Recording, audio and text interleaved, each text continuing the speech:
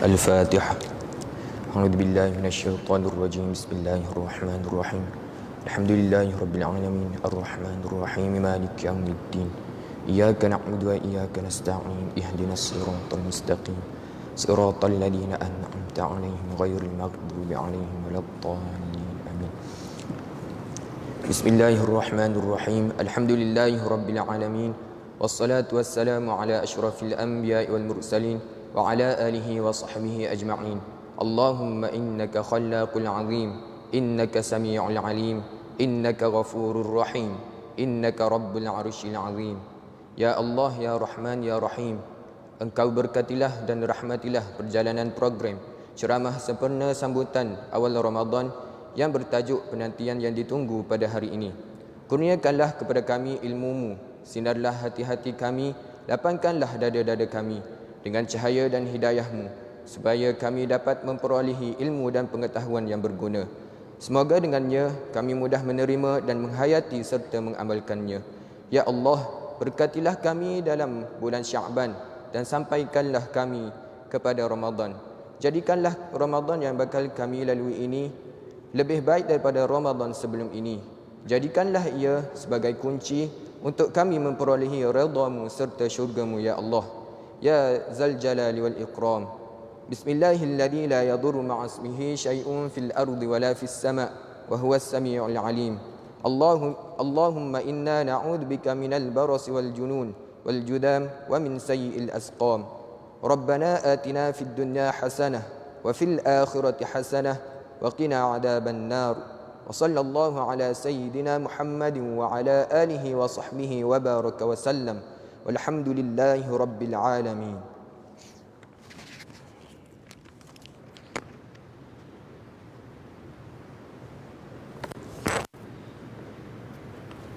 Amin, amin, ya Rabbal Alamin. Majlis menekankan dan berterima kasih kepada saudara Muhammad Rifki bin Baharudin atas bacaan doa itu tadi.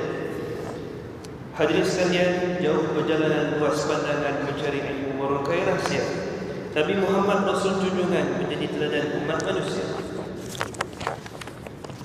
Hadirin dan hadirat yang dirahmati Allah sekalian, malam ini akan diteruskan dengan ceramah awal Ramadan yang bertajuk penantian yang ditunggu, yang akan disampaikan oleh yang dimuliakan Ustaz Muhammad Hadim bin Maksaman, Pegawai Tadbir Agama Daerah Lempung Perak, selaku penceramah kita pada hari ini. Majlis dengan penuh ta'zimnya, maka silakan.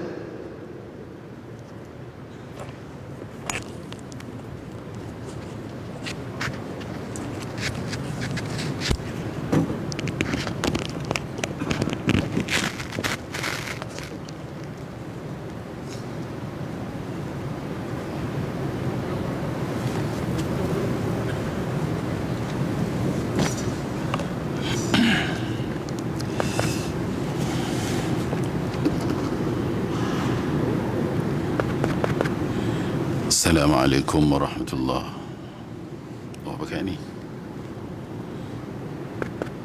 tak bunyi? Ya.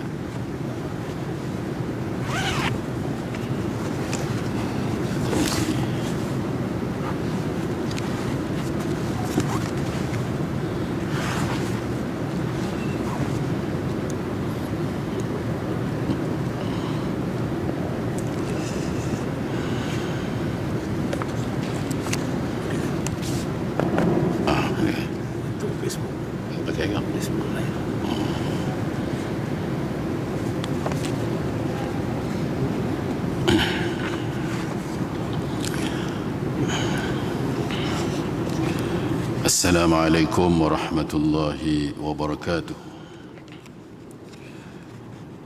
Bismillahirrahmanirrahim. Alhamdulillahi rabbil alamin wa bihi nasta'in ala umuri dunya waddin. Wassalatu wassalamu ala sayyidina Muhammad الذي أنزل عليه القرآن ونشر لواء الإسلام وصدم على الشرك وعبادة الأصنام وعلم المخلوق كيف يعملون لدنياهم الفانية وآخرتهم الباقية. رب اشرح لي صدري ويسر لي أمري واحلل عقدة من لساني يفقه قولي اللهم افتح علينا حكمتك وانشر علينا من خزائن رحمتك يا أرحم الراحمين. Amma ba'd. Terima kasih pengacara majlis yang dihormati, yang berusaha Ustaz Termizi, pengarah Pusat Islam Universiti Pendidikan Sultan Idris, yang berusaha Ustaz Azizi, dan tak tahu siapa, tak kenal, minta maaf, Ustaz Tajul, ya. Seterusnya pegawai-pegawai Masjid Ar-Rashidin Al-Mursyidin UPSI, dan student-student UPSI yang dirahmati Allah sekalian. Alhamdulillah, pada malam ini kita dipertemukan dalam satu majlis yang dirahmati oleh Allah Subhanahu wa taala. Walaupun saya difahamkan bilangan siswa dan siswazah pada waktu ini majoritinya bercuti ataupun menjalankan pengajian secara online sehinggalah selesai Ramadan. Dan inilah yang tinggal, ya, ada beberapa pengajian yang masih tinggal di UPSI ini. Walau bagaimanapun, alhamdulillah, pihak penganjur tetap juga melaksanakan agenda program ceramah untuk menyambut Ramadan ini. Tuan-tuan yang dirahmati Allah sekalian,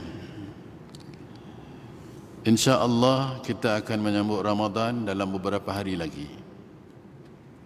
Dan tajuk kita pada malam ini ialah penantian yang ditunggu. Saya bila baca tajuk penantian yang ditunggu ini, dia boleh diterjemahkan dalam pelbagai maksud. Sebab bila sebut penantian yang ditunggu, itu seolah-olah kita menanti sesuatu. Sesuatu yang kita sayang, sesuatu yang kita cinta, sesuatu yang kita sukai. Sebab itu disebut penantian yang ditunggu. Sebab kalau sesuatu itu yang kita tak sayang, kita tak suka, pasti kita tidak akan tunggu. Lebih kurang gitulah maksudnya.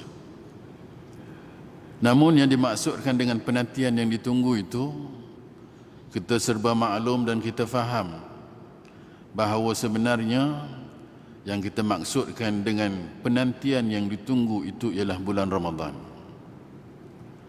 Kenapa kita berikan tajuk untuk kita sambut Ramadan itu penantian yang ditunggu?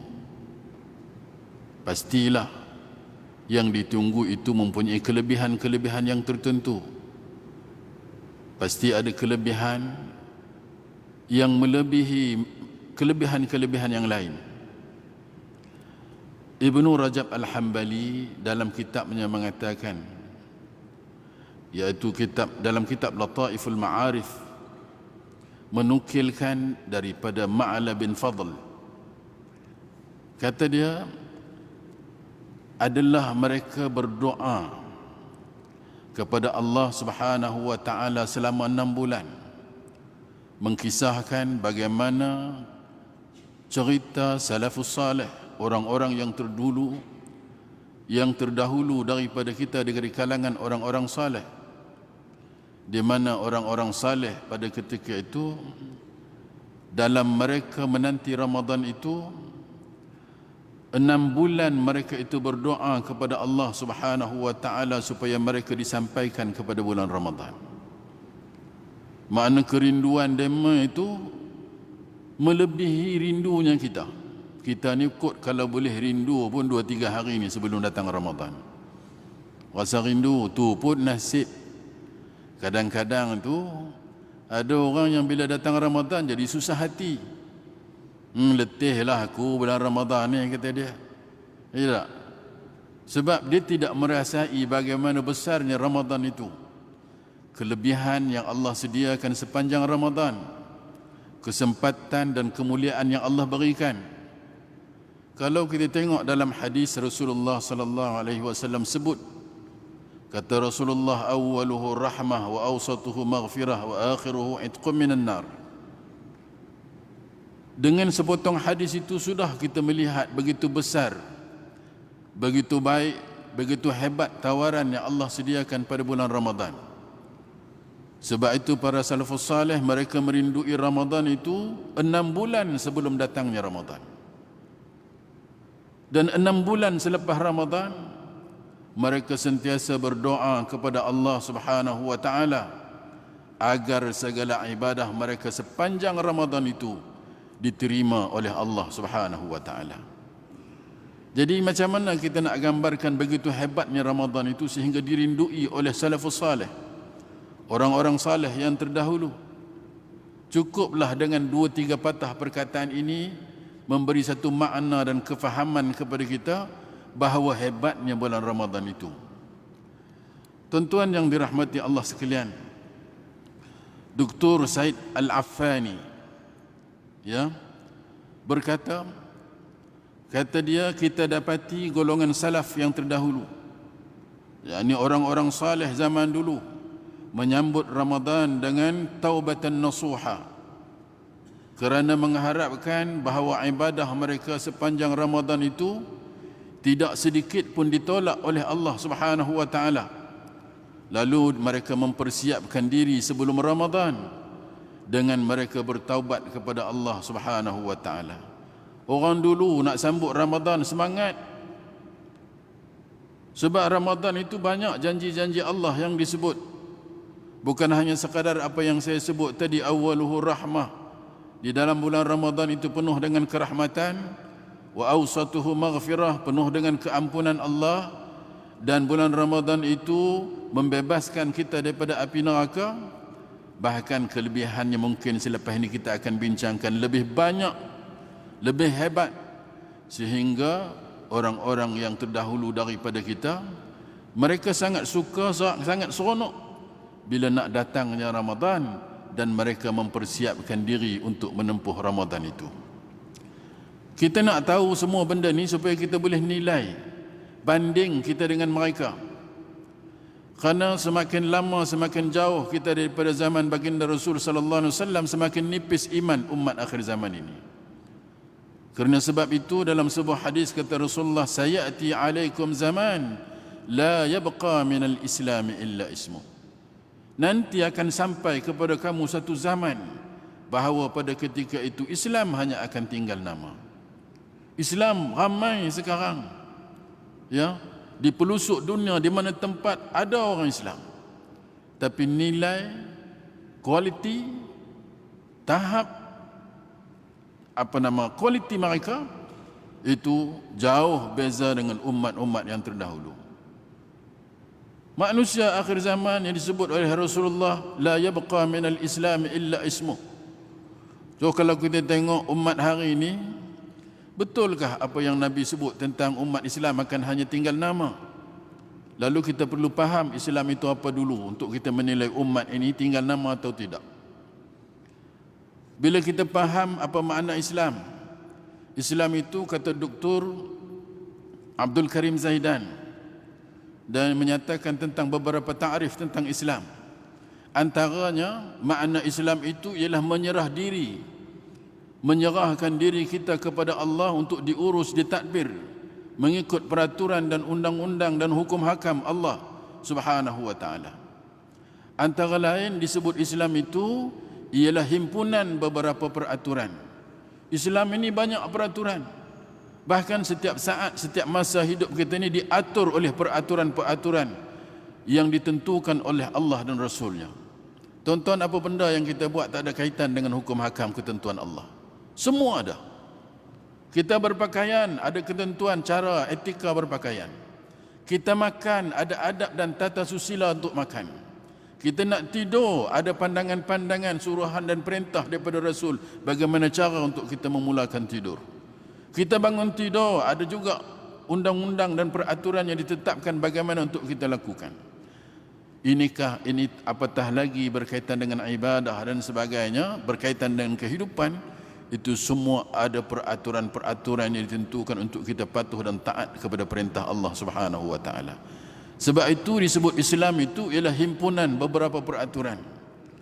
Jadi orang Islam hari ini nak tengok sama ada dia hanya Islam itu betul-betul Islam atau Islam kita itu hanya nama, cubalah perhatikan apa yang kita buat setiap hari dan lihatlah bagaimana tingkah laku penampilan orang Islam yang kita lihat di luar sana. Kita tengok satu persatu. Contohnya ibadah sembahyang. Ibadah sembahyang. Orang hari ini ramai mungkin yang tak sembahyang. Agak sajalah. Mengikut persepsi saya, pengalaman saya, berada di Jabatan Agama Islam, menjalankan urusan nikah cerai rujuk, dah lebih kurang 10 tahun lebih sikit. Ya. Menguruskan hal ehwal khidmat nasihat kekeluargaan di Pejabat Agama Islam daerah Lenggong, Kampung Gajah dan pernah juga di Taiping. Kadang-kadang terlibat dalam operasi penguatkuasaan Undang-Undang Syariah Negeri Perak. Kita ramai jumpa orang tak sembahyang. Orang Melayu Islam tak sembahyang. Ramai jumpa. Tapi ngaku Islam. Nah, kadang-kadang kita jumpa anak-anak muda kita main bola tepi jalan di padang bola. Dulu saya duduk satu taman, tuan-tuan. Saya duduk di satu taman di Ipoh. Bukan taman sekarang, ada rumah sebelum tu. Waktu maghrib kita ni daripada rumah pergi ke masjid. Pergi masjid naik motor. Pukul 6.30, hampir pukul 7, kita tengok anak-anak muda kita masih lagi main bola di padang. Azan maghrib tak berhenti lagi. Kita selesai sembahyang maghrib, tepi padang itu ada food court. Kadang-kadang ada kawan-kawan ngajak, "Ustaz, jom kita pergi minum, Ustaz." Kita pun duduk food court minum. Anak kita budak Melayu Islam tadi, waktu kita minum selepas maghrib di food court tu, dia duduk beramai-ramai juga turut minum kerana keletihan bermain bola sepanjang petang. Tiba-tiba azan Isya. Mereka masih di situ. Bila dia sembahyang maghrib, tuan-tuan? Kita balik daripada sembahyang Isya, lalu lagi dekat food court, lalu lagi dekat padang. Mereka masih lagi berada di kerusi tempat mereka minum. Mana maghrib, mana Isyanya? Ramai. Walhal kita tahu bila sebut tentang salat, itu disebut oleh baginda Rasul sallallahu alaihi wasallam, as-salatu imaduddin, man aqamaha aqamad-din, wa man tarakaha faqad hadamad-din.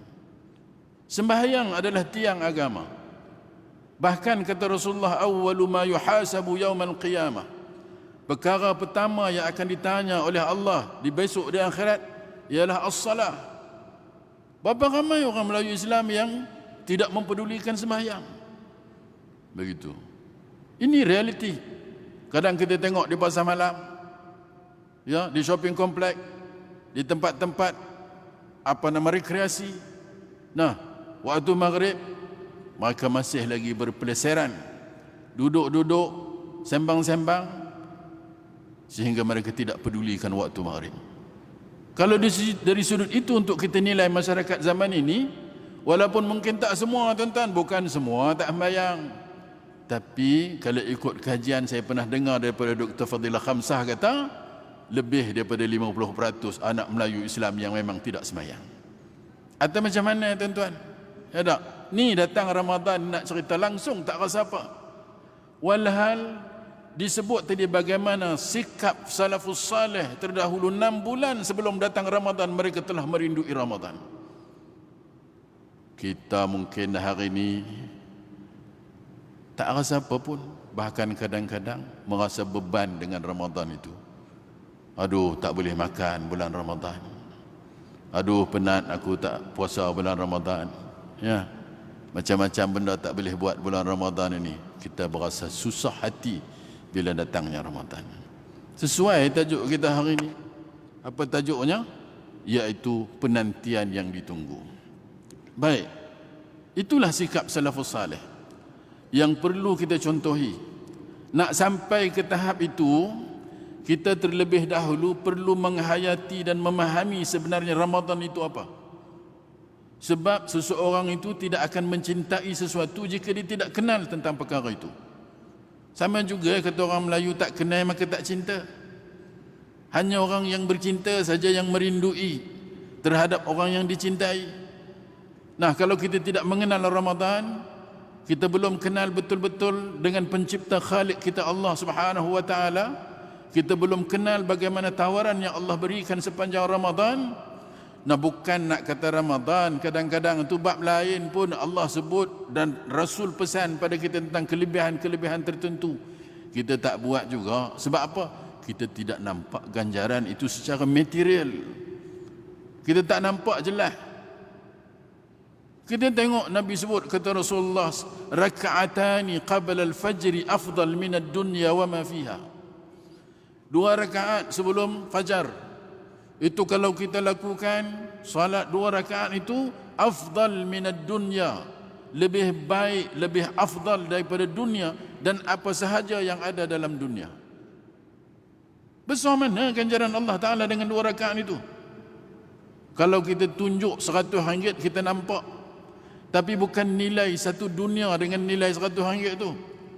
Tapi kalau kita sedia RM100 tiap-tiap hari mari Masjid Mursyidin, dapat seorang 100, penuh masjid. Pasal nampak nilai dan harganya. Tapi tawaran Allah, Allah bagi 2 rakaat sebelum fajar lebih baik daripada dunia dan isinya. Tengok berapa kerat orang yang sembahyang waktu itu. Tak nampak. Sebab apa? Mereka tidak merasai, tidak melihat kelebihan fadilat yang Allah sediakan. Nah, begitulah kita sikap kita dengan Ramadan ini. Selagi mana iman kita tak kukuh mempercayai, yakin dengan apa yang Allah nyatakan dan Rasul sampaikan pada kita tentang kelebihan Ramadan, selama itulah kita tidak akan merasai rindu kepada Ramadan itu. Sebab kita belum mampu untuk menilai tawaran Allah Subhanahu wa taala sepanjang Ramadan. Tuan-tuan, bila sebut tentang tawaran Allah, kita puasa ni pernah disebut oleh baginda Rasul sallallahu alaihi wasallam, kata Nabi, Ramadanu ila Ramadan wal jum'atu ila al jum'ah was salatu ila salah mukaffiratun lima bainahunna idza ijtunibatil kaba'ir. Nabi sebut bulan Ramadan kepada bulan Ramadan, yakni bulan Ramadan tahun lepas bertemu dengan bulan Ramadan tahun ini. Di antara Ramadan itu 11 bulan yang kita lalui selepas Ramadan, banyak kesalahan dosa yang dah kita lakukan sepanjang tempoh itu. Adakah manusia yang tak berdosa? Manusia tak bersalah? Ada. Al-insan la yakhlu 'anil khata' wan nisyan, kata Nabi. Tak ada manusia yang tidak buat salah. Tidak ada manusia yang tidak melakukan dosa. Tapi janji daripada Rasul sallallahu alaihi wasallam, Nabi sebut Ramadanu ila Ramadan mukaffiratun, merupakan penembus dosa kepada orang yang melakukan dosa. Penebus dosa, tuan-tuan. Datang Ramadan, sebab itu juga kata Rasulullah, man shama ramadana imanan wa ihtisaban ghufira lahu ma taqaddama min dhanbi. Nabi sebut dalam hadis lain, siapa puasa bulan Ramadan betul-betul puasa, betul-betul meyakini, betul-betul mempercayai, betul-betul melakukan puasa itu dengan sempurna, ghufirallahu lahu, ghufirallah man shama Ramadan imanan wa ihtisaban ghufira ma taqaddama min dhanbi. Allah ampunkan dosa-dosa kita yang terdahulu. Tidakkah kita merindui Ramadan dengan tawaran seperti itu? Adakah kita merasa kita tak berdosa? Adakah kita merasakan diri kita tidak bersalah? Adakah kita merasakan diri kita sentiasa diredai oleh Allah Subhanahu wa taala? Tak ada manusia tak berdosa, tuan-tuan. Maka sebab itu memang wajar untuk kita rindu untuk berjumpa dengan Ramadan. Tahun depan belum tentu lagi. Alhamdulillah, tahun ini beberapa hari lagi kita akan jumpa dengan Ramadan. Maka jangan sia-siakan Ramadan itu. Tapi ramai orang, Nabi sebut kam min sa'imin laisa lahu min siyamihi illa al-ju' wal 'atash. Kalau boleh kita jangan masuk golongan yang apa ini. Golongan yang puasa. Ramai kata Rasulullah orang berpuasa, tapi dia tidak mendapat apa-apa daripada puasanya illal ju', melainkan lapar dan juga dahaga. Kenapa jadi apa itu? Tak dapat apa daripada puasa, jadi sia-sia puasa kita. Rupa macam orang kerja tak ada gaji. Kita mempersembahkan puasa kita kepada Allah, tapi Allah tak nilai. Kerana apa? Sebab kita gagal untuk memenuhi tuntutan Ramadan itu yang sepatutnya kita laksanakan. Itu orang puasa itu banyak pantang larangnya. Dia tak boleh puasa itu hanya sekadar menahan diri daripada makan dan minum saja. Kalau takat itu je, itulah yang dimaksudkan oleh Rasulullah. Bahkan disebut antara pembahagian puasa itu oleh ulama, kata dia itu adalah puasa orang awam. Puasa orang awam yang hanya sekadar menahan makan daripada makan dan minum dan perkara-perkara yang boleh membatalkan puasa. Dia tak peduli soal lain. Dia tak peduli soal perkara yang boleh mengurangkan pahala puasa. Dia tak peduli tentang perkara yang boleh membatalkan pahala puasa dia. Asal syarak kata puasa sah sudah. Jangan cakap banyak. Jadi dia tak peduli mata dia untuk melihat perkara yang dilarang Allah. Sebab itu disebut as-sawmu junnah. Puasa itu ialah perisai. Jadi orang puasa dia kena jaga semua benda supaya benar-benar puasa itu menjadi perisai daripada api neraka. Bila kita nak jadikan puasa kita sebagai perisai, disambung oleh baginda Rasulullah, kata Rasulullah, barang siapa salah seorang daripada kamu berpuasa, fala yarfusu wala yafsuqu wala yajhal, fa in imri'in syatamahu aw qatalahu falyaqul inni sha'im. Lepas tu bila kita puasa, Nabi ngajar kita, apabila salah seorang kamu berpuasa, fala yarfus, jangan bersikap berperangai jahat, jangan mencarut. Fala yarfusu, jangan berkata-kata dengan kata-kata yang tidak baik, mencarut, memaki, hamun. Kadang orang puasa, ada orang hak jenis jaga puasa yop, kata dia. Lepas puasa tak apa, kan? Ini puasa tak boleh, kata dia. Malam kang tak puasa boleh. Malam kang kau nak kata apa pun pulang. Itu tak kena juga, tuan-tuan. Tak ada memberi kesan puasanya terhadap kehidupannya.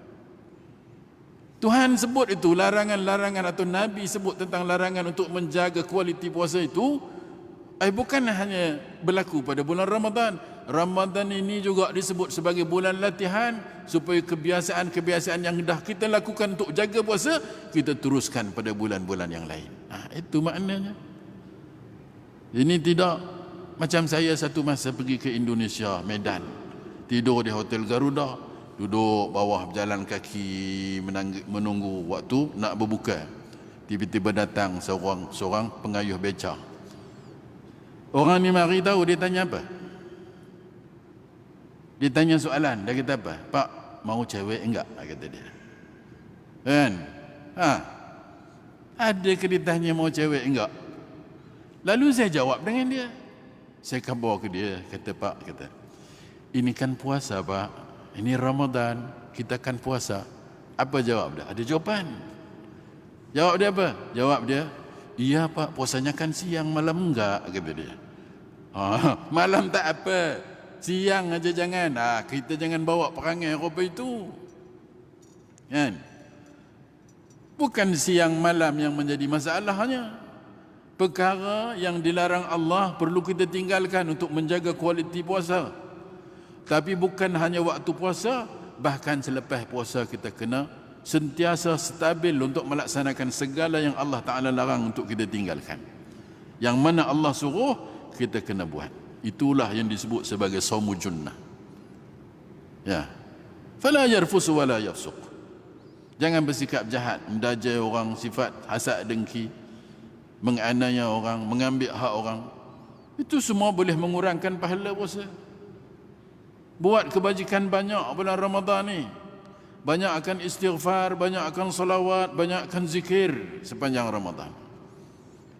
Kerana kelebihan-kelebihan Ramadan itu disebut dalam banyak hadis. Kelebihan Ramadan. Ya fadilat Ramadan.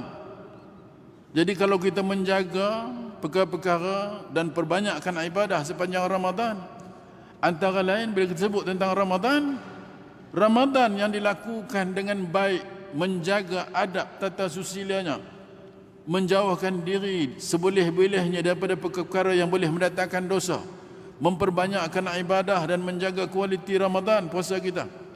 Antara fadilat kelebihannya ialah apa? Nah, antaranya doa orang yang berpuasa itu mustajab di sisi Allah Subhanahu wa taala. Doa kita mustajab panjang Ramadan, tuan-tuan. Tapi tak mau yang puasa macam tadi itu. Puasa tahan makan daripada makan minum saja dan perkara yang boleh membatalkan puasa. Nah, puasa yang benar-benar menjaga mata kita, puasa yang juga mampu untuk menjaga anggota lain, tangan, kaki, mulut, telinga, ya kan? Tidak digunakan dalam perkara-perkara yang dilarang Allah. Bahkan kita guna untuk baca Quran, kita guna untuk berzikir, kita guna untuk menyebut perkara-perkara yang baik, kita guna untuk bantu orang lain, kita guna kaki kita untuk melangkah kepada tempat yang diredai oleh Allah Ta'ala. Nah, orang yang menjaga puasanya itu, doanya tidak ditolak oleh Allah Subhanahu wa taala sesuai dengan kata-kata baginda Rasul sallallahu alaihi wasallam, inna lis-shaim inda fitrihi la da'watan la turad. Doa orang yang berpuasa betul-betul tadi tidak akan ditolak oleh Allah Subhanahu wa taala. Doa. Apa doa kita nak? Doa minta pada Allah waktu buka tu, waktu mustajab. Mintalah apa yang kita nak. Kita nak minta kesejahteraan, kita nak minta kemenangan, kita nak minta bantuan, kita nak kejayaan, kita nak doakan sahabat kita di Palestin. Nah, inilah masa yang Nabi sebut waktu di mana seorang yang berpuasa itu berbuka, ketika itu doanya tidak ditolak oleh Allah Subhanahu wa taala. Pertama, lebih berpuasa. Ya. Kemudian juga orang yang berpuasa itu sentiasa berada dalam ibadah. Sentiasa berada dalam ibadah. Puasa itu sudah ibadah. Setiap saat yang dilalui dalam bulan Ramadan itu, ketika mana dia berpuasa adalah ibadah. Sebab itu juga kata Nabi, innas saim, sesungguhnya orang yang berpuasa itu fi ibadah, sentiasa berada dalam ibadah, wa in kana naiman fi firashih, wa in kana naiman ala firashih. Orang berpuasa itu kata Nabi, ya, dia sentiasa berada dalam ibadah walaupun dia dalam keadaan tidur. Letih puasa tidur, tapi bukan tidur sepanjang hari. Tidur sepanjang hari makruh. Lepas-lepas sahur tidur, bangunnya buka puasa, kan? Makruh. Tapi kalau tidur dengan sebab tidur tinggal sembahyang zuhur asar, haram. Kita tidur untuk merehatkan badan, untuk dapatkan tenaga. Bulan Ramadan ibadah, kata Nabi. Ini memang ramai pun kadang tu puasa, ya tak? Dia bangun sembahyang aja. Daripada pagi tidur sampai zuhur, zuhur bangun sembahyang saja. Ngapa tak boleh tinggal sembahyang, kata dia? Berdosa besar. Betul lah tu. Lepas zuhur tidur, bangun bila? Asar, dekat-dekat maghrib. Ya, solat asar. Kalau tidur apa itu, hukumnya makruh. Tapi kalau tidur hanya untuk menghilangkan keletihan atau tertidur kerana letihnya berpuasa, Nabi khabar dia itu tidur itu melupakan ibadah bagi orang yang puasa. Kalau tidur pun ibadah, ini kan pula ibadah yang kita buat. Baca Quran sepanjang Ramadan, berzikir, tarawih, iktikaf dalam masjid. Semua jadi ibadah. Sedekah dah tentu dah ibadah. Ya tak? Sedekah dah tentu ibadah. Begitu hebat Ramadan tu. Semua jadi ibadat. Sejak kita bangun sahur, itu dah ibadah dah. Kita salat subuh, lebih-lebih lagi kerana dia ibadah wajib. Lepas tu kita terus hidup kita sampai kita berbuka puasa, semua itu dikira ibadah oleh Allah Subhanahu wa taala. Nah, jadi kenapa perlu kita sia-siakan Ramadan dan tidak suka, tidak seronok dengan datangnya Ramadan? Orang beriman pasti akan suka. Kenapa? Sebab disebut juga Ramadan itu merupakan pesta ibadah. Nama pun pesta ibadah sebab Allah gandakan pahalanya. Kita bulan Ramadan ni Allah ganda pahala. Hebatnya Ramadan itu. Antara lain orang bulan puasa yang puasa bulan Ramadan dengan sifatnya, dengan nilai yang dijaga berkaitan Ramadan itu, ada keistimewaan yang Allah sediakan bukan hanya di dunia, bahkan di akhirat. Akhirat besok orang puasa Allah tentukan ada satu lorong VIP nak masuk syurga. Ya, hanya untuk orang puasa. Mana tahu? Nabi yang sebut. Kan kata Rasulullah, inna fil jannati baban yuqalu lahu Rayyan. Ada, itu pintu VIP itu.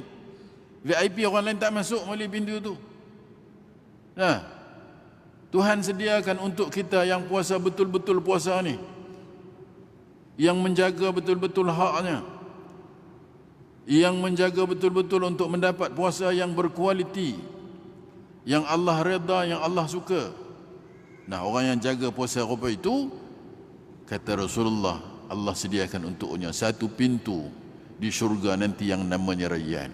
Nah, pintu Rayyan. Daripada pintu itu yadkhulu minhu shaimun, akan masuk daripada pintu itu orang-orang yang berpuasa. Orang puasa aja boleh masuk pintu itu. Kalau kita pergi airport, ada satu pintu VIP. Mana hak beli tiket ekonomi tak ada menawarkan masuk ikut situ. Ataupun kalau kita beli tiket VIP sekalipun tapi kita bukan VIP, tak boleh masuk melalui pintu VIP. Hak itu untuk menteri, untuk raja, untuk sultan, lalu ikut pintu VIP. Perdana menteri boleh lalu situ. Kita besok di akhirat disambut rupa itu di akhirat besok. Tapi bukan puasa hak bangun tengah hari makan, puasa yang yuk itu. Nah, puasa yang betul-betul menjaga tata susila dan adab puasa itu. Bukan puasa tahan makan minum saja, bahkan semua anggota turut berpuasa. Yang sebut sebagai saumul khusus, bukan puasa orang awam. Nah, Allah sediakan satu pintu yang namanya Ar-Rayyan, yang akan masuk daripada pintu itu ialah as-saimun, ialah orang-orang yang berpuasa pada hari kiamat. Istimewanya orang puasa. Ya, istimewa orang puasa itu. La yadkhulu minhu ahadun ghairuhum, tak akan masuk daripada pintu itu selain daripada orang puasa. Alhamdulillah, mudah-mudahan kita besok masuk syurga melalui pintu itu. Doa kita bulan Ramadan, ya Allah, mudahan dengan puasa yang aku lakukan tahun ini, Engkau layakkanlah aku masuk melalui pintu Ar-Rayyan ke dalam syurga, kerana dia istimewa hanya untuk orang yang berpuasa. Ya. Kemudian puasa yang kita buat itu kita akan dapat bila masuk syurga, Allah layan kita dengan makanan-makanan, buah-buahan. Juga disebut oleh Rasulullah, kata Nabi, man mana'ahu siyam minat ta'ami wasyarab, sesiapa yang menegah puasanya daripada makan dan minum. Makna orang puasa dia tak boleh makan, dia tak boleh minum dengan sebab dia berpuasa. Orang yang macam ini Allah akan sediakan untuknya yashtahihi at'amahullah, Allah akan beri makan kepadanya min thimaril jannah, daripada buah-buahan syurga. Oh, dapat layanan makanan macam-macam, kau nak apa, Allah sediakan di syurga. Kan istimewa orang puasa ni. Bayangkan masuk dalam syurga, yang Nabi pernah sebut tentang nikmat syurga itu hingga tak boleh nak dibayang oleh mata, ma la ainun ra'at wala udhunun sami'at wala khatara ala qalbin bashar. Hebat syurga itu. Bukan macam nikmat yang kita nampak di dunia, makan di hotel paling mahal. Ya, paling mahal berapa ratus makan untuk satu kepala. Ya tak? Awak tak biasa makan hotel mahal-mahal itu. Kadang sampai 200, 180 satu kepala makan, tak apa-apa. Habis dua kerat, dua ketui kuih dah kenyang, tapi bayarnya mahal. Nengok makanan tu punya sedap. tapi tak mampu untuk kita makan semua. Menunya yang banyak, tapi di syurga Nabi sebut apa saja yang terlintas semua ada di syurga. Satu nikmat yang tidak pernah dilihat oleh mata. Mata kita pernah tengok nikmat syurga. Walaupun di dunia kita pernah melihat nikmat yang paling besar nikmat di dunia, apa benda kita pernah tengok, tapi di syurga tak akan terbayang nikmat yang kita akan tengok di syurga. Ma la ainun ra'at wala udhunun sami'at. Telinga pun tak pernah dengar, dan hati juga tidak pernah terlintas bagaimana hebatnya nikmat syurga itu. Ini yang disediakan oleh Allah kepada orang-orang yang berpuasa. Itu pun kita tak semangat lagi nak puasa. Berasa letih, berasa penat, berasa susah bila nak puasa. Tak? Patutnya bila galakan seperti ini yang disebut oleh baginda Rasul dan macam-macam lagi, kita akan lebih bersemangat untuk menyertai Ramadan. Seronok, suka, tak sabar untuk jumpa dengan Ramadan. Ya. Kemudian juga tuan-tuan yang rahmati Allah sekalian, Nabi sebut juga orang puasa akan sihat. Popular kita dengar hadis apa? Sumu tasihhu. Atau dalam hadis yang lain Nabi sebut, kata Rasulullah, Inna Allah, sesungguhnya Allah subhanahu wa ta'ala auha ila nabiyyin min Bani Israel. Ya, Allah mewahyukan kepada Nabi daripada golongan Bani Israel. Apa dia wahyu Allah Ta'ala kepada Nabi Bani Israel itu? An akhbira qaumaka, supaya nabi-nabi daripada golongan Bani Israel itu memberitahu kepada kaumnya, annahu laisa abdun yasumu yawman ibtigha'a wajhi, bahawa tiadalah seorang hamba yang berpuasa satu hari kerana mencari redha Allah Subhanahu wa taala. Puasa satu hari untuk dapat redha Tuhan. Illa ashahtu jasmahu, melainkan aku akan sehatkan tubuh badannya, wa a'zamtu ajrahu, dan aku akan berikan balasan yang besar, balasan yang hebat. Sepuasa jadi sihat tuan-tuan. Bak perut kita ni dah bekerja 12 bulan dah. Makan-makan macam-macam masuk. Ada hak jenis besi pun ada, hak jenis paku pun ada, hak jenis parang, ikan parang pun masuk dalam perut. Belimbing besi pun ada dalam perut. Semua masuk diproses. Letih 12 bulan, 11 bulan. Allah datangkan Ramadan sebagai hikmah supaya merehatkan mesin perut kita daripada bekerja terus sepanjang tahun. Sihat dengan puasa itu. Ada penyakit-penyakit yang boleh sihat dengan berpuasa. Hikmah di sebalik Ramadan. Ya tak? Kemudian juga selain daripada itu, seperti yang saya sebutkan tadi, amalan dilipat gandakan sepanjang Ramadan. Kita buat apa pun Allah lipat gandakan pahala. Orang yang beramal, orang yang berpuasa dan beramal, amalannya itu kata Rasulullah mudha'af, dilipat gandakan. Dilipat gandakan. Tak tahu berapa lipat gandanya. Dalam hadis lain Nabi sebut, as-siyamu lillah la ya'lamu thawaba amalihi illa Allah. Ada? Tak ada siapa tahu pahala puasa melainkan Allah Ta'ala. Besar Allah lipat gandakan pahala kita sepanjang Ramadan.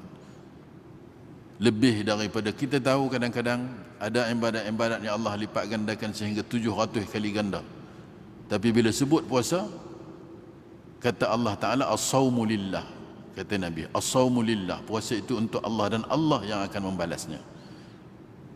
Jadi maknanya lebih daripada nilai 700 kali ganda. Tapi itulah kita sebut tadi, kerana kita tidak melihat nilai itu. Macam kita melihat ketulan emas jongkong, wah besar nilainya ni, beratus ribu. Contoh, kita akan berebut-rebut. Ya tak? Tengok saja tawaran dekat-dekat Hari Raya besok, shopping kompleks bagi tawaran 70% diskaun. Berebut kita datang. Hanya kerana 70% potongan sale. Allah bagi bukan 70%. Ya tak? Allah bagi lebih daripada itu. 700 kali ganda. Itu kita tak berebut pula. 700 kali ganda tak berebut. Puasa sehingga tidak boleh dinilai. Sebanyak mana nilai yang Allah nak bagi kepada orang yang puasa betul-betul melaksanakan puasa. Tak ada pula orang nak buat secara bersungguh-sungguh. Oh, tapi dalam habuan dunia yang kita tengok, tawaran-tawaran dunia, tengok penuh shopping kompleks dekat Hari Raya. Kenapa? Sebab mereka melihat nilai yang boleh mereka rasa dengan segera. Cerita akhirat ni kita takkan dapat di dunia. Besok akhirat kita baru dapat. Sedekah pun tak apa nak bagi. Ya tak? Kita bagi sedekah untuk masjid ni. Ni buat kapek ni, buat kapek. Nabi sebut man bana masjidan. Sesiapa yang membantu untuk membina masjid, walaupun sumbangannya hanya sebesar lubang burung, kata Rasulullah, banallahu lahu baitan fil jannah. Nah, Allah bina sebuah mahligai di syurga. Walaupun sumbangan kita kecil aja, RM1, RM2 kita bagi, sebesar lubang burung. Ada orang nak berebut. Alhamdulillah, katanya tadi sumbangan orang ramai, baguslah. Tapi kadang kita tengok kat luar sana masjid jenuh lah bagi iklan, nak derma, nak ganti bumbung, nak tukar pintu jamban. Berbulan-bulan baru boleh dapat duit. Kenapa? Tidak melihat ganjaran yang besar disediakan oleh Allah Subhanahu wa taala. So kalau orang faham, orang nampak begitu besar ganjaran yang Allah sediakan, membantu untuk mengimarahkan rumah Allah, kita iklan sekali aja, berebut orang nak bagi, bahkan mungkin lebih daripada apa yang kita perlukan. Sebab kita tak nampak. Tu yang boleh melihat ganjaran kelebihan itu bukan dengan mata kasar, tapi dengan mata hati yang beriman. Mata hati kalau dah beriman, sebutlah apa sahaja yang datang daripada Rasulullah, datang daripada Allah, mereka terus meyakini dan percaya sepenuhnya tentang janji Allah dan Rasulnya. Tapi hari ini sebab kita tak nampak dengan mata hati kita. Itu bezanya salafus salih yang rindu Ramadan tadi dengan kita untuk menyambut Ramadan. Ya tak? Baik. Orang puasa juga, kata Nabi sallallahu alaihi wasallam. Siapa puasa fi sabilillah, ikhlas kerana Allah Taala, ba'adallahu wajhahu min jahannam 70 aman. Orang puasa ni sebab kita kena perbaiki puasa. Sebab tu kena tahu hukum hakam puasa. Ya tak?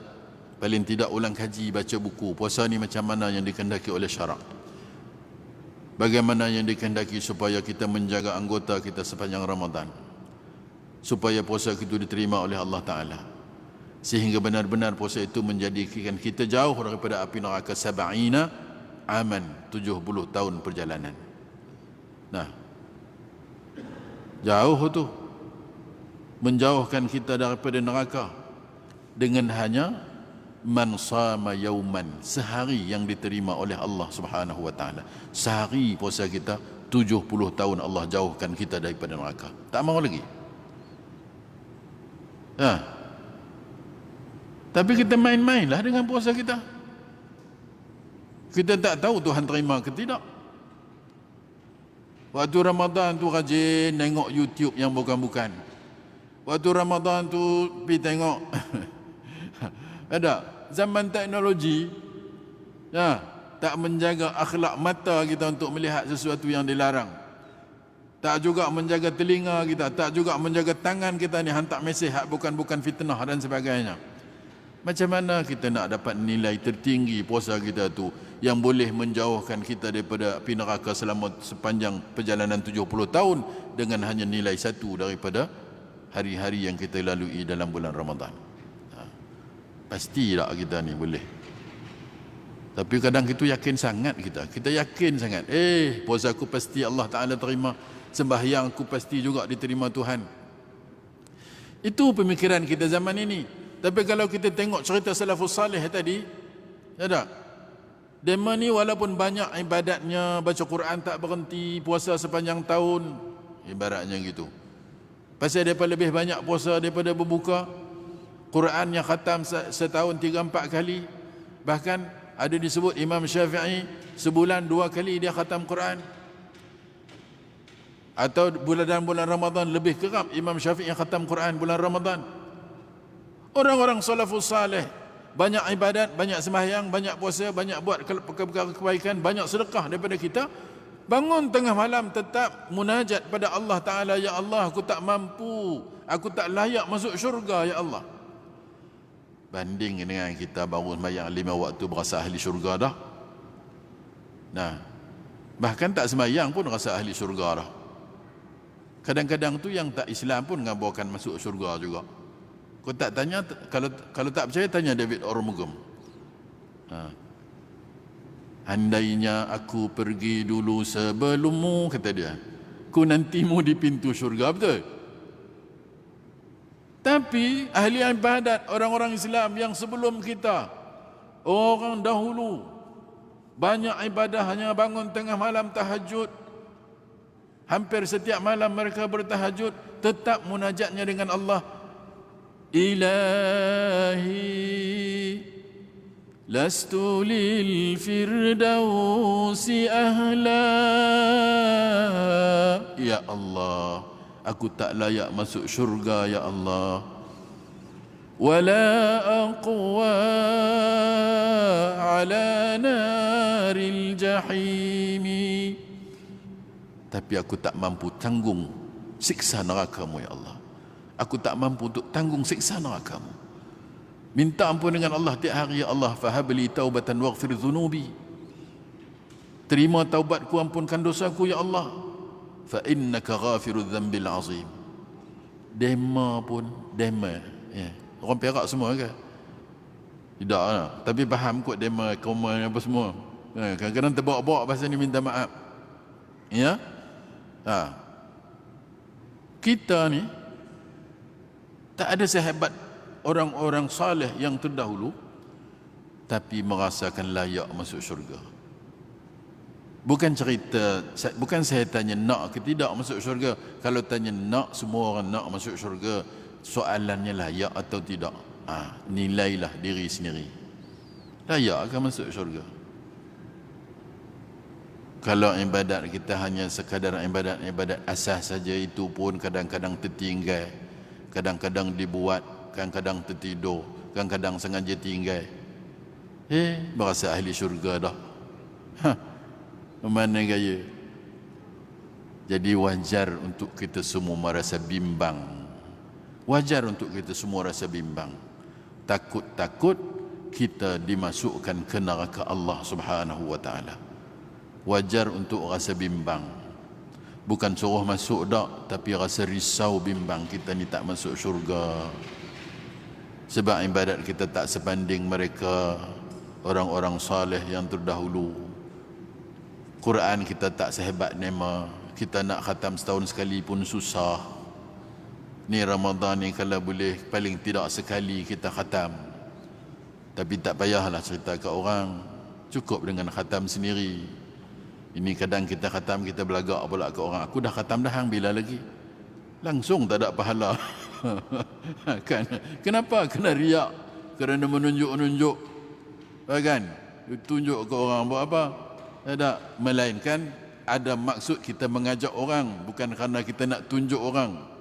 Jom kita baca Quran ke boleh khatam, tu bagus. Tapi kalau kita tunjuk, kita bagi tahu aku dah khatam dah, hang tak khatam lagi ya. Dengan maksud ada rasa riak, takabur, ujub dalam diri. Tak ada maknanya hampa buat ibadat. Ya.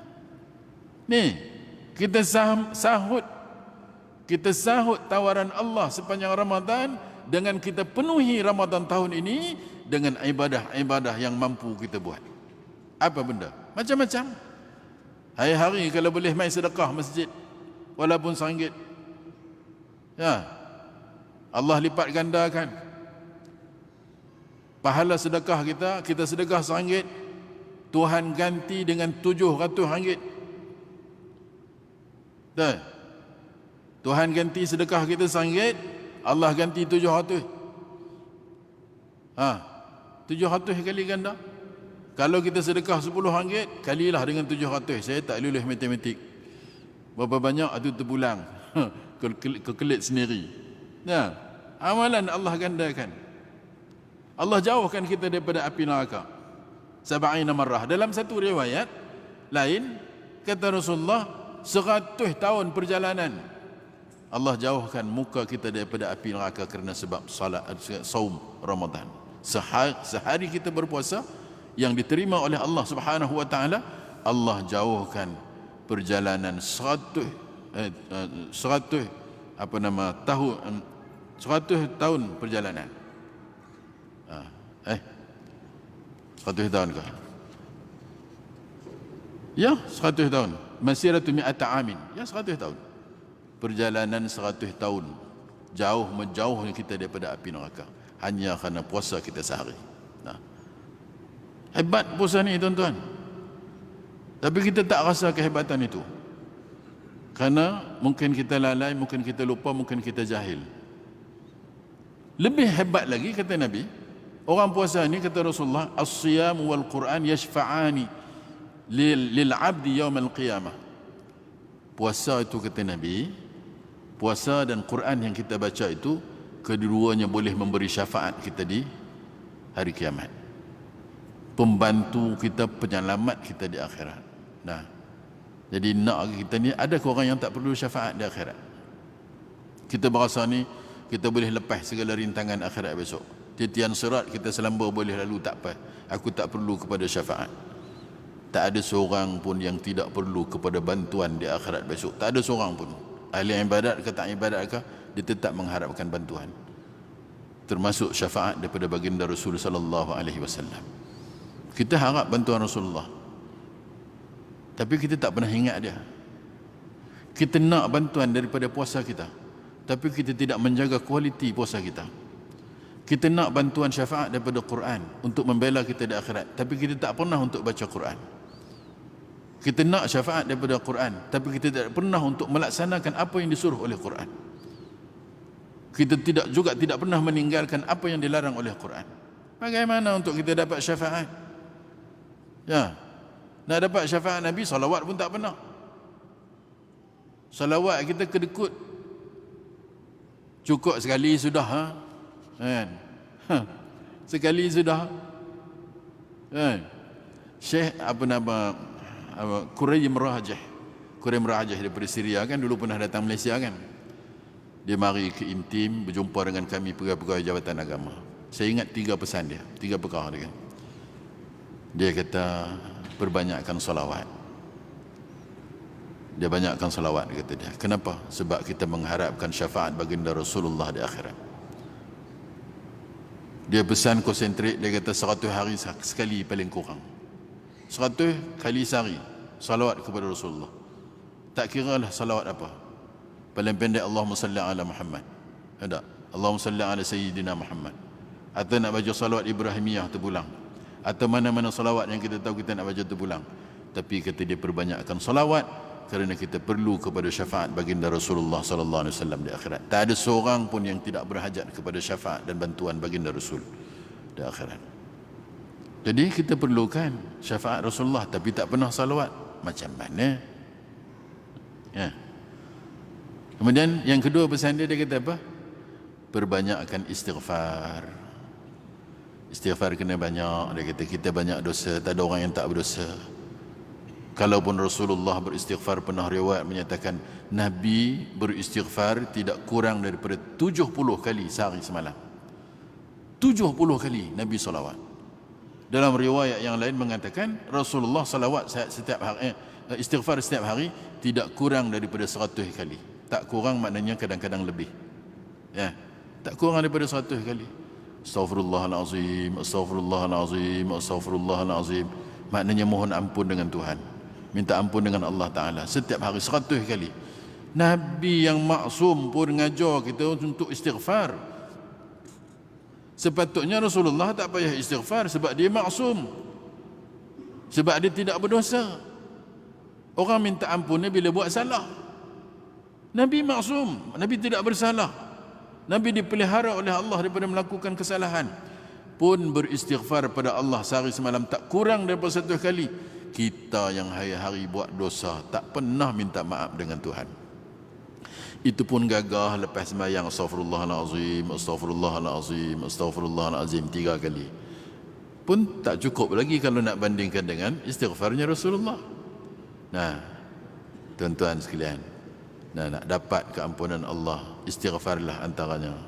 Astaghfirullah paling tidak sama dengan istighfarnya Rasulullah.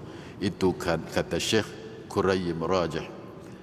Istighfar, astaghfirullah, sambil-sambil bekerja, sambil-sambil berjalan nak pergi kuliah, sambil-sambil nak pergi kantin makan ke kedai kopi ke, sambil bawa kereta, bawa motor, astaghfirullahalazim, astaghfirullahalazim, daripada menyanyi lagu Piramli. Ya tak? Atau lagu apa awak tak tahu lagu sekarang ni yang kau meminat? Dalam bilik ayah menyanyi, nak tidur menyanyi, nak masuk tandas jamban pun menyanyi juga. Tak apalah kalau dalam tandas tu kita tak suruhlah istighfar, ni waktu-waktu yang lain tu. Kalau boleh istiqamah, salawat, istighfar.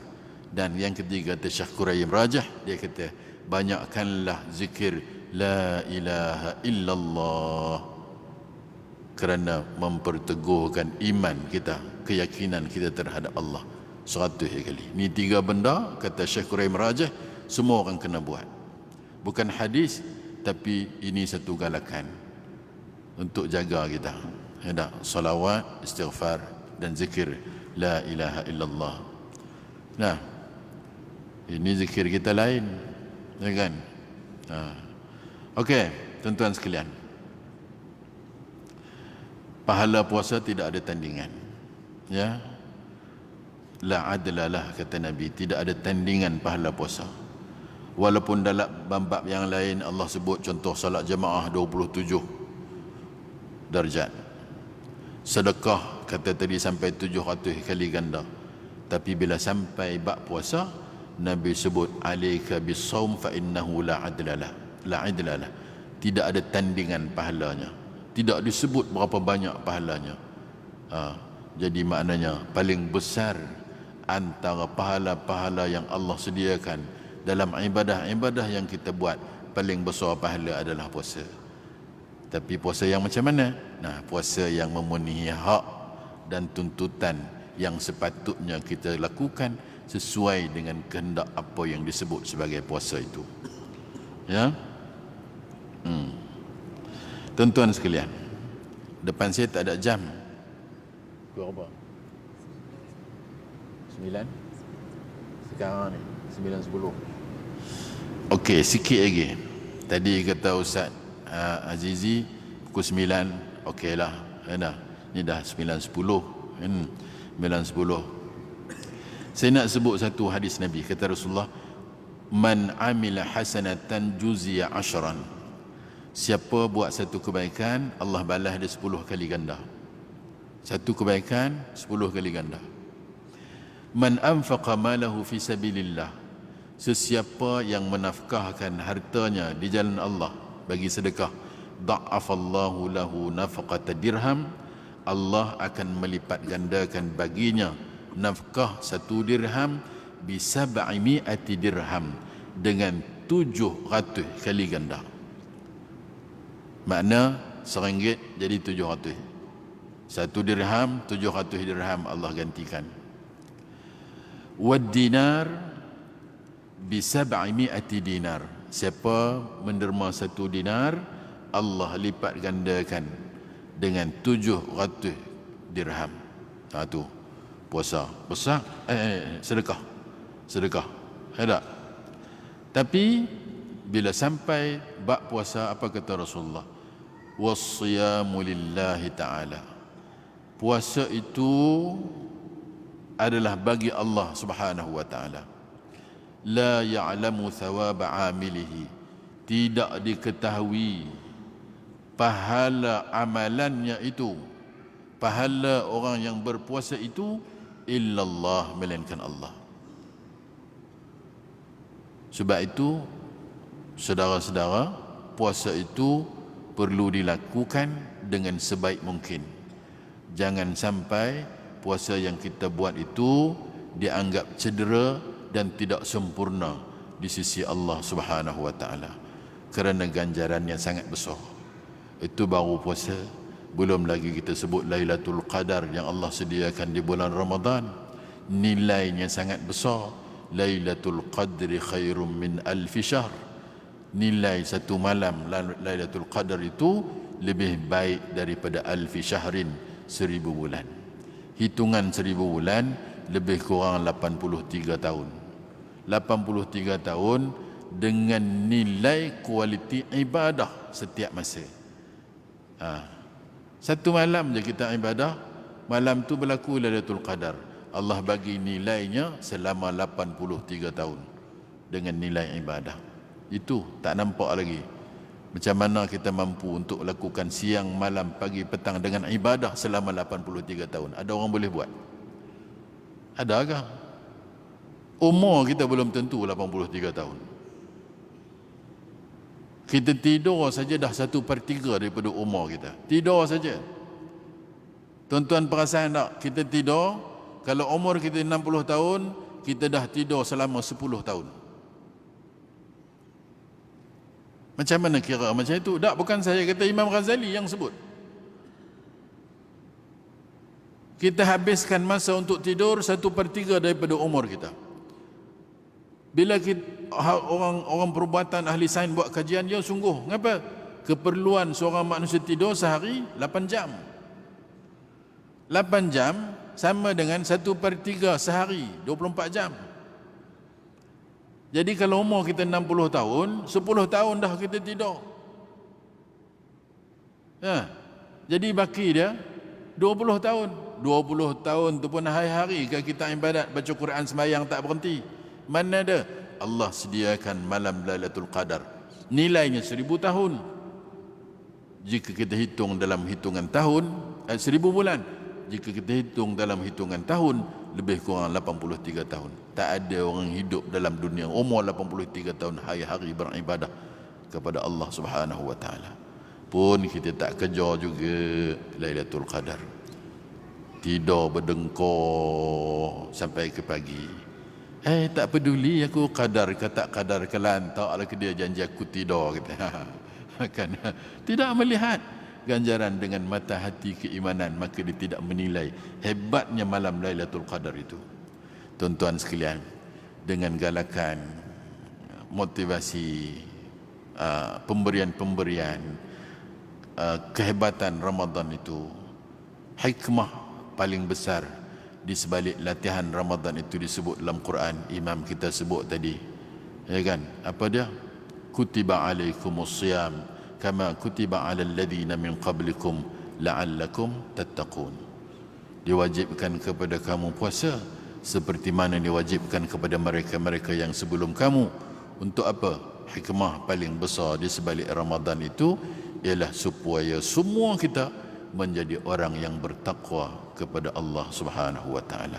Nah, itulah matlamat hikmah yang paling besar di sebalik Ramadan, dengan ganjaran-ganjaran galakan daripada Allah dan Rasulnya, dengan sebegitu banyak pahala yang disediakan kepada orang yang berpuasa, supaya kita semua sampai ke peringkat takwa yang sebenar.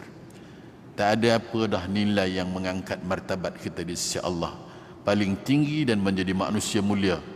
La fadla li arabiyyin wala ajami illa bittaqwa.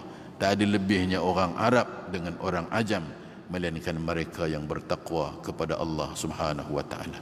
Oleh kerana itu, ayuh kita semua untuk mempergiatkan semangat kita menempuh Ramadan ini, supaya semangat kita bukan hanya sekadar semangat tai ayam yang panasnya hanya sebentar, tidak sampai ke ujung seperti mana biasa yang kita tengok di masjid dan surau di tempat kita semua. Saya tak tahu di UPSI, tapi kalau cerita di luar sana, semangat kita menyambut Ramadan hanya pada minggu pertama Ramadan saja. Lepas itu kuih kurang, makin kurang, makin kurang. Kuih ini bahasa Ustaz Tirmizi, orang Penang kata kuih sikit, kuih sikit, kuih sikit. Lama sudah sampai hujung Ramadan, tak ada orang dah untuk mengimarahkan masjid di penghujung Ramadan. Jadi kita jangan lupa itu, kita tanamkan tikar semangat kita untuk Ramadan tahun ini. Daripada mula Ramadan sehingga berakhirnya Ramadan, kita akan tetap konsisten untuk melaksanakan ibadah sepanjang bulan itu. Mudahan kebiasaan yang kita lakukan sepanjang Ramadan tahun ini dapat kita teruskan sebagai satu adat yang telah terbiasa untuk kita lakukan perkara-perkara sunat selepas Ramadan, kerana kita sudah dilatih sepanjang Ramadan, insya-Allah. Jadi tuan-tuan yang dirahmati Allah sekalian, Saya rasa cukup sekadar itu perkongsian kita malam ini. Walaupun mungkin tak banyak yang kita kongsikan, itu tak penting, banyak sikitnya. Yang penting, mampukah kita untuk merubah sikap kita, persepsi kita terhadap Ramadan, supaya Ramadan tahun ini lebih baik daripada Ramadan yang telah kita lalui pada tahun yang lalu. Ya, mudahan kita semua dirahmati Allah dan sentiasa diberikan petunjuk dengan petunjuk keimanan untuk kita terus bersemangat menjadi hamba Allah yang bertakwa. Sekian saja, minta ampun, minta maaf kalau ada salah silap. Terima kasih kepada Ustaz Tarmizi dan Ustaz Azizi ya, kerana bagi kepercayaan untuk saya hadir di sini malam ini. Yang baik itu milik Allah, ada salah silap saya minta ampun, minta maaf, dan saya sudahi dengan aqulu qawli hadza. Wassalamualaikum warahmatullahi wabarakatuh.